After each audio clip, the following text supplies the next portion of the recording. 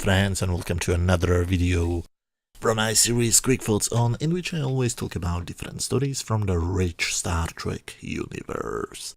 30 years and way too many weeks ago, a new episode of Star Trek The Next Generation premiered. It was called Unnatural Selection, and these are my honest opinions about it. This episode has a bunch of very strange sequences. For example, we start with the captain calling Deanna Troi to talk to her about Dr. Pulaski.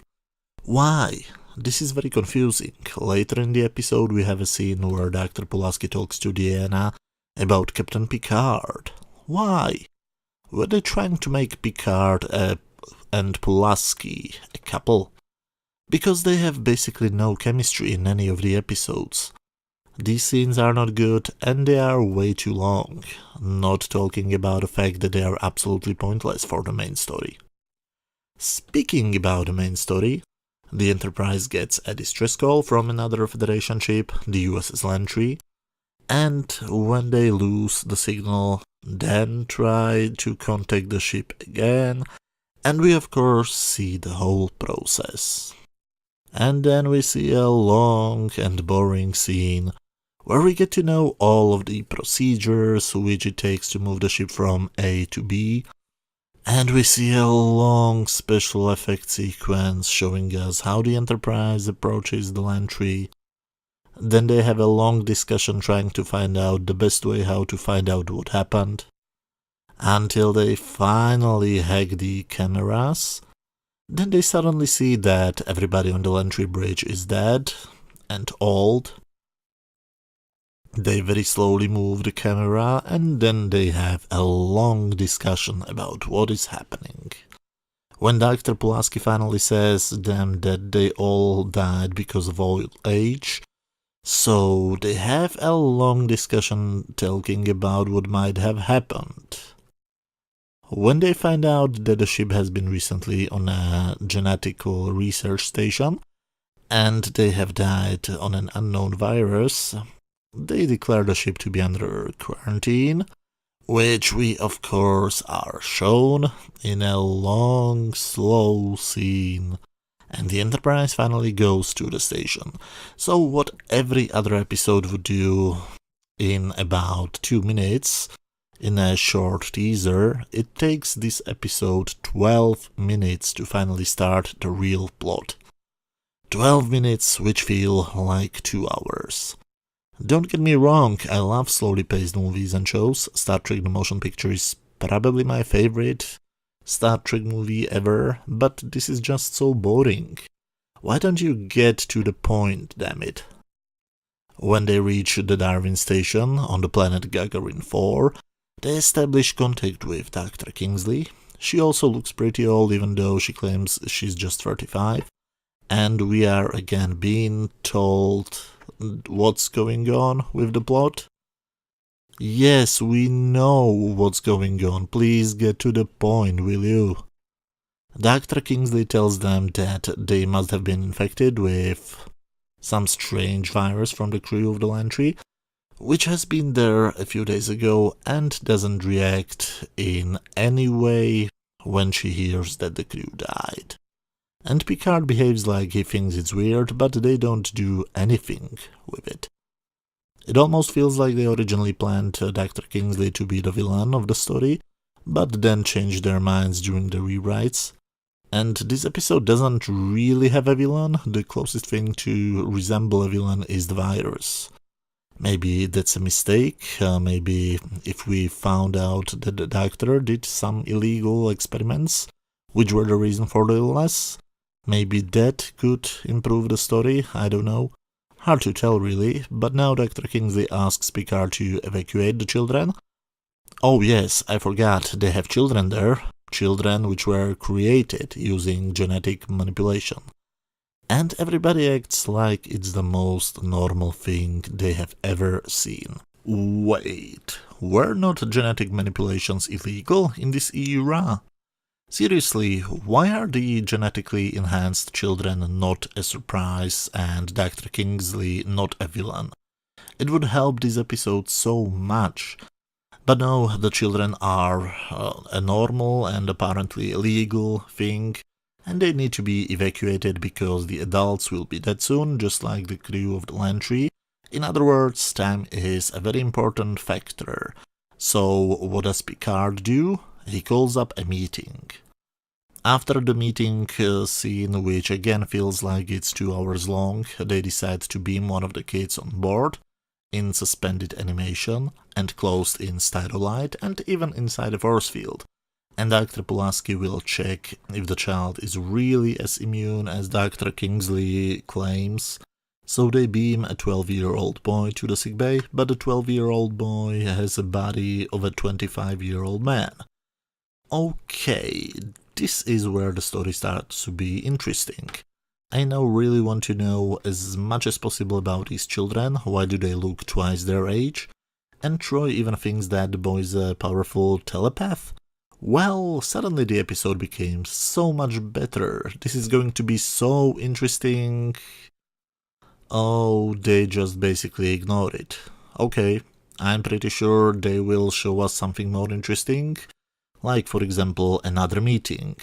Dr. Pulaski does her tests, which we are of course shown, instead of simply being told to us in a brief log entry, and then she says that there is nothing she can find out on the ship while the boy is frozen in carbonite. Suspended in styrolite. So we have again spent several minutes and we found out absolutely nothing. This episode is really great in wasting my time. Dr. Pulaski now discusses her chances with other people, but when she finally talks to Geordi, she has an idea.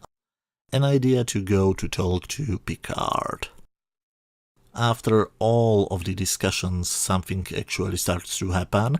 She and Data take a shuttle outside of the Enterprise and the boy gets beamed over there. When she finally gets him out of the styrolite, she realizes that the boy is indeed a telepath. Great, so now we get to know something more about the kids, right? Well, wrong of course. Dr. Pulaski suddenly gets an arthritic cramp, which is the first stage of the unknown disease. So there is just one solution, beam the child back to the station, but the Doctor and Data can't go back to the Enterprise, which means they have to go to the station. Wait, if all of them are going to the same place, why do they beam the kid there? Why can't he fly there with Pulaski and Data? Anyway, the model shuttle flies to a wonderful matte painting, and when Data and Pulaski finally meet Dr. Kingsley, they find out what the audience knows for several minutes. The children are actually causing the disease because their immune system caught a virus from an officer on the Lantry and mutated it. But of course, this episode needs to waste more time, which means that Data has to first check it on a computer and only then they can repeat for us what we already know. We get exactly one shot of the genetically enhanced children, and they are both telepathic and telekinetic. Seriously, I want to know more about them. They are the most interesting thing about this episode. Why are we not spending more time with them? Meanwhile, on the Enterprise, Chief O'Brien and Geordi come up with a plan which has apparently never been used before, but we have seen it used before, for example in the animated series episode called the Countercloak Incident. Of course, the transporter can be used to restore the Doctor and all the other people to their original state, but there is a little problem. She has never used the transporter before because they need to show us even more that she's a female McCoy, so Picard tries to get a sample of her previous DNA from her former captain, but without any success. Thankfully, Riker and Geordi have an idea to check her quarters, and they find her hair. Long story short, they beam her back and restore her to her previous age. The episode ends with a scene in which the Enterprise returns to the Lantry and blows her up. I wanna blow up something too, to be honest. This episode has huge pacing issues. It literally feels like they had 10 minutes worth of plot, so they patched the rest with padding. One of the basic principles of visual storytelling is show, don't tell. This episode is basically tell and tell. Way too many scenes of people standing around and talking, or sitting in chairs and talking, or one person sitting in a chair and talking to a person who is standing around. Not enough of anything. Maybe some interesting villain could help the episode? I honestly don't know. Usually when I watch an episode, I immediately know what I want to tell about it. It took me something like 7 viewings of this episode in the span of 3 or so weeks till I was able to write down this script. I have absolutely no emotional investment in anything what is going on in this episode. I mean, we start with our crew finding a ship full of dead people. This should be incredibly emotional, but the only emotion I feel is boredom. Is that even an emotion? The only really interesting thing about this episode for me are the children, but they don't use them at all. Okay, one of the boys is a sort of an important part of the story, but we don't know anything about him. What is this episode even about? What is the message? Don't mess with human DNA? Haven't we seen the same message in Star Trek many times before and after?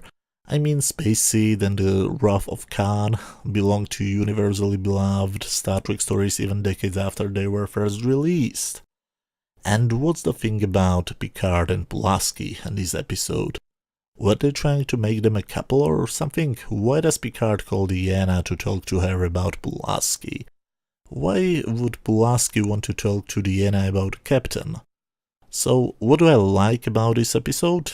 I like the special effects, I like the old age makeup, I like the idea of 12-year-old kids who look like adults, I like the blooper reel. It's hilarious to watch Jonathan Frakes trying to say marker beacons or Patrick Stewart trying to say suspended animation.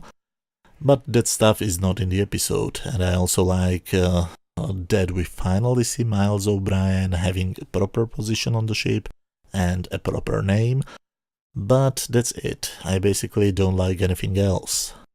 On my standard scale from 0 to 10, where 0 is complete garbage, 10 is a masterpiece, and 5 is just average, I would give this episode 4 out of 10.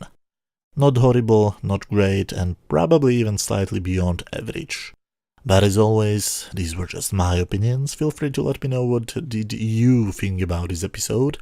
In the case you have seen it, of course. If you enjoyed this video, let me know by hitting that thumbs up button, and I am off to watch the next episode of Star Trek Discovery. Thank you very much for watching, and see you probably tomorrow. Bye.